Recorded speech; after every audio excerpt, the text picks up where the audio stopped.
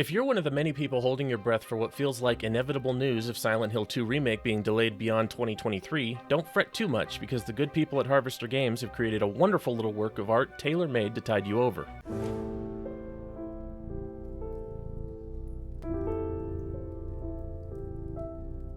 Burnhouse Lane is the latest creation from the same people who brought us pitch-black psychological horror adventure games Lorelei, Downfall, and The Cat Lady. And when I say they're adventure games, I really do mean it, but we'll get into the mechanics in a minute. Story-wise, I'll only be showing footage and providing mild spoilers for the first chapter of the game. You play Angie Weather, an agency nurse diagnosed with terminal inoperable lung cancer. After a failed suicide attempt, Angie decides to take one last job caring for an old man named George for a few weeks in the beautiful British countryside, in the hope of saving up enough money to visit Japan, just as her late husband always wanted to do before he too passed away of cancer. Very early in her stay with George, investigation of a mysterious door in the basement leads her to a strange and very Silent Hill-like place called Burnhouse Lane, where a brief amount of exploration easily uncovers just how twisted and bizarre a place it is. Eager to escape this strange place, she follows the advice of the only human she comes across, a kebab purveyor with a large and very hungry woman locked in his basement, to seek out the noises of a cat behind the clock museum in the park.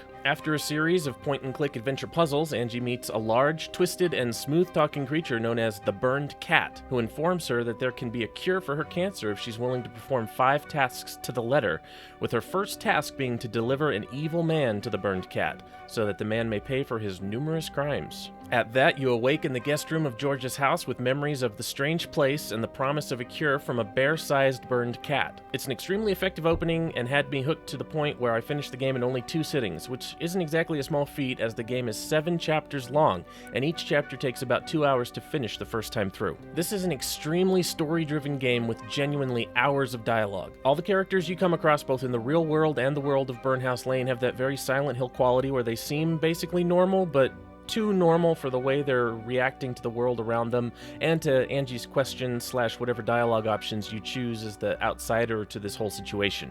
About 90% of all the interactions are great, but every once in a while there'll be a line of dialogue or an entire line of questioning that stands out as just a little strange, but not in the Silent Hill way. It just so happens to be a little clunky. It's never so bad to take you out of the conversation as a whole, though. For the most part, the dialogue options are of the style where you just choose the order in which you exhaust them, but there are fairly easily recognizable moments where your choices will tick some behind-the-scenes morality / ending generator boxes. Like I said, they don't sneak up on you. It's fairly obvious when you have an important conversation path to take. Your actions and dialogue choices will net you numerous endings, of which, in true Silent Hill and other narrative game fashion, there's a very hard-to-achieve golden ending, which I missed out due to a coin flip of dialogue options at a pivotal moment, unfortunately. That being said, the chapters only take 2 hours the first time through.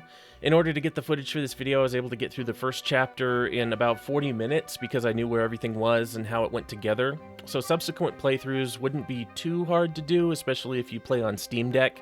Makes it a great little pick up and play experience. Now onto the core gameplay loop, the sweet, sweet puzzles. In the vein of classic point-and-click adventure games, you'll pick up many objects to rub against other objects until something works. Unlike classic adventure games, in my opinion, none of the puzzles where connections to be made are asinine or completely inscrutable. As your world and the world of Burnhouse Lane gets complicated and carry more weight, the puzzles certainly take on more abstract nature, I guess the word would be. But only one puzzle very close to the end felt like it was more based in the opinions of the developer as opposed to factual assumptions, but it just meant it took me a little longer to solve due to having to resort to brute force. There is combat in Burnhouse Lane, though the moments where combat's required are fairly scripted and the mechanics of the combat is really simple. You're also afforded a dodge mechanic which can get you past enemies, who are all one-hit kill by the way, which can also be used to break through certain barriers. You'll come across a fairly standard array of weapons to get through the combat encounters, and they're never grueling or unfair. I did run into a few restarts due to the combat. The controls are simple, they just have an emphasis on timing, especially when the combat is melee focused, so the first couple times facing a certain enemy type might take a few tries to get it dialed in. I want to drop a quick note about the soundtrack. It's a very simple array of moody and fitting music which frames what's happening on screen, but there is one boss fight where the music goes way harder and way cooler than it has any business being. I'm talking about Doom 2016 levels of badass, head-bangingly hard electric guitar. I usually kind of sneer at games that'll charge you an extra $7 on Steam for a deluxe edition, which just means you get a soundtrack too, but genuinely, the soundtrack would be a good get on this one.